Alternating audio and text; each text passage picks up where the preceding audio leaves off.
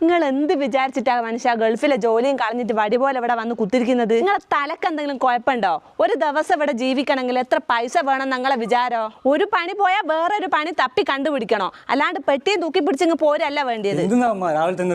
ബഹളല്ല മോനെ, സന്തോഷത്തിന്റെ ആർപ്പ് വിളി നടത്തിയതാ. വാപ്പ ഏതാ ഗൾഫിൽ നിന്ന് വന്നിക്ക? അല്ല, ഇതാര് വാപ്പയോ? നിങ്ങളെന്താ വാപ്പ ഇക്കോലത്തിൽ? വാപ്പാന്റെ കോലം മാത്രല്ല അമ്മയുടെ കോലം കൂടി മാറാൻ പോവുക. നിങ്ങളൊന്ന് തെളിച്ച് പറയുമ്പോ എനിക്ക് മനസ്സിലാവുന്നില്ല. ഇനി എന്ത് തെളിച്ച് പറയാനാ?